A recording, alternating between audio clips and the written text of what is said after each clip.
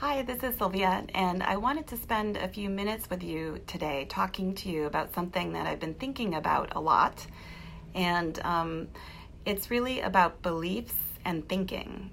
And the first thing I want to say to you is that before I became a mindset coach, I was in the mental health field for over 15 years. And to be exact, I'm still a therapist as well as a mindset coach for women who feel like they're never measuring up. But when I was, through most of my training, it's been on, evidence-based training such as cognitive behavioral therapy, dialectical behavioral therapy, exposure therapy, family therapy, psychodynamic therapy. It's all different types of evidence-based therapy, which I still use and which I find extremely helpful to help people to reframe their thinking and move forward.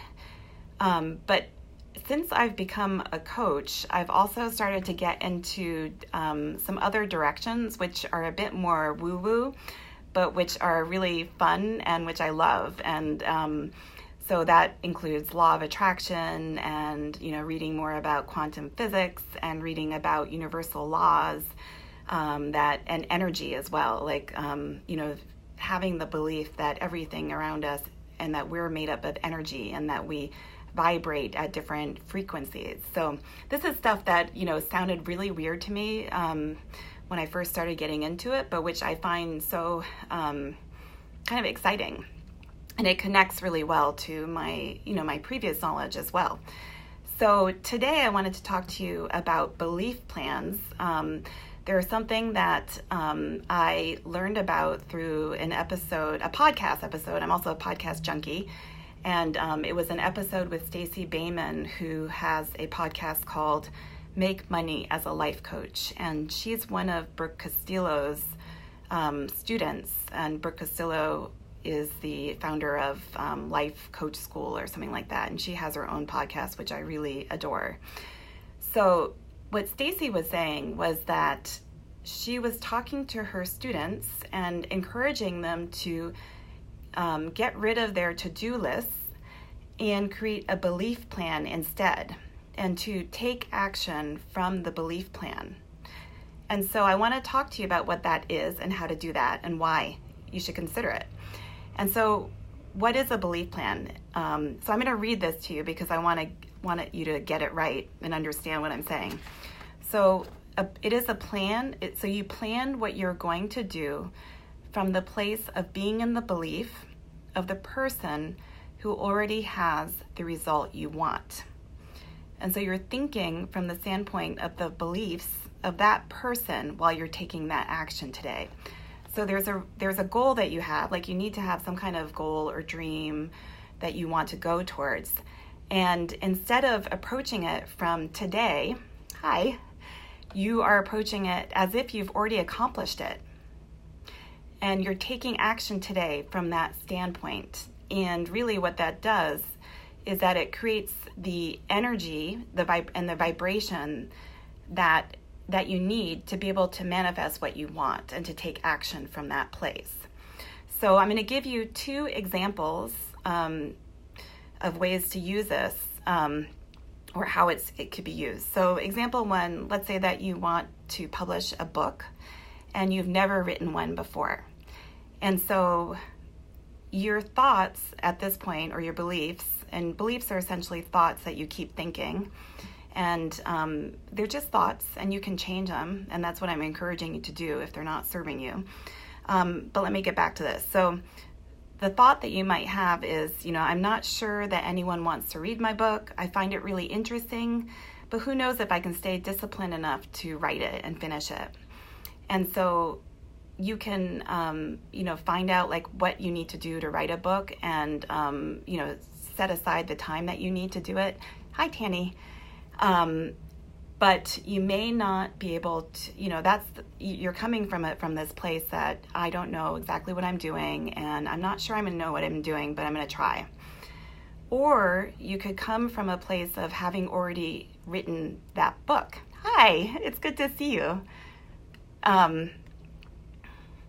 You could come from the place of having written that book and that you've already written 6 books, and they're wildly successful books. I'm getting red right now, I notice, but I'll keep going. And you could think from the place of someone who's already done that and act today from that place. So, I thought about a few beliefs that you might have if you came from that place, and so I'll read them to you right now.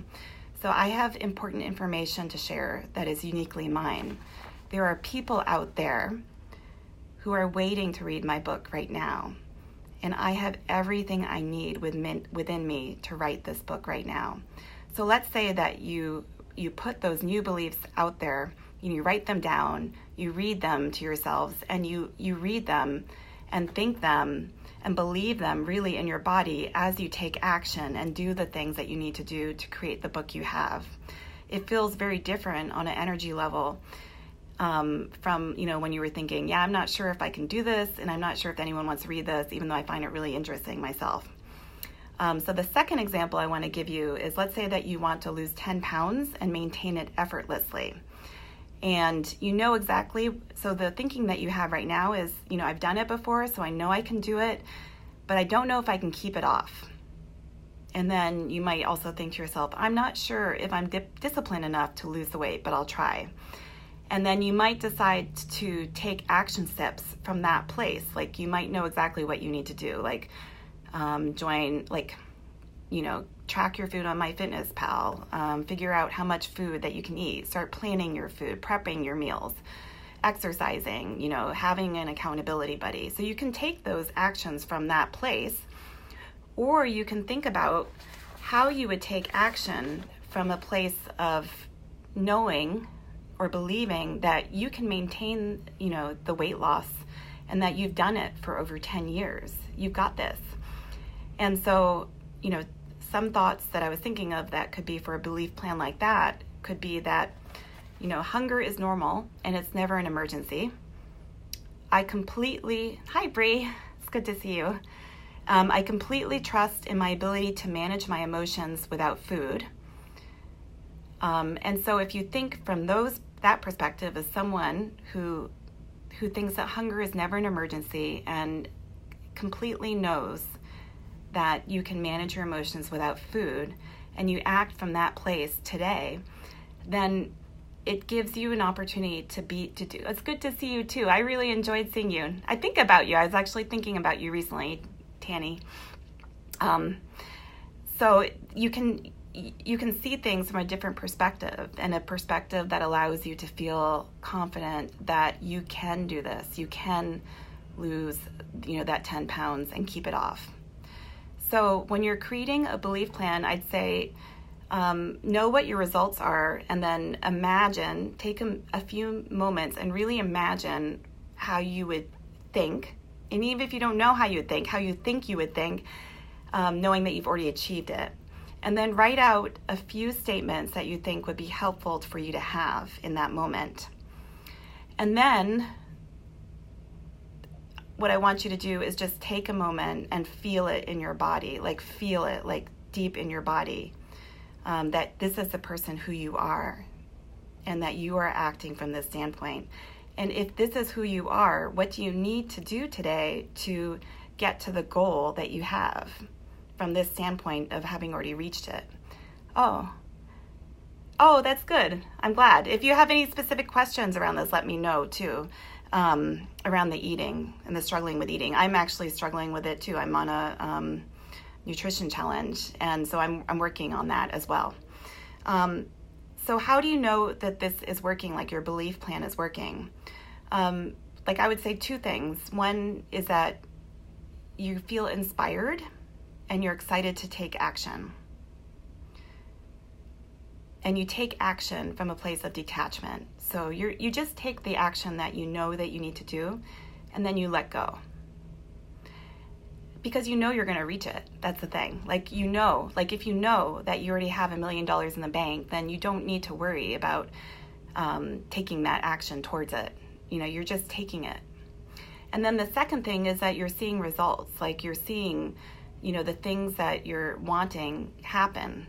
So you're seeing yourself, able to kind of control your eating throughout the day, so that if you're at your kids', which I was at today, my son's 5th grade celebration, and there's lots of cake and chips, that you know, like, what you need to do to get the food that is right for you in that moment, and to let go of what isn't.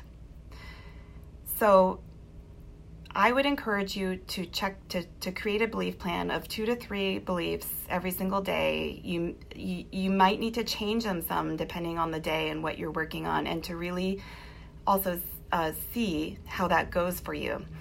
And that's what I wanted to share with you today. And I just wanted to say thank you.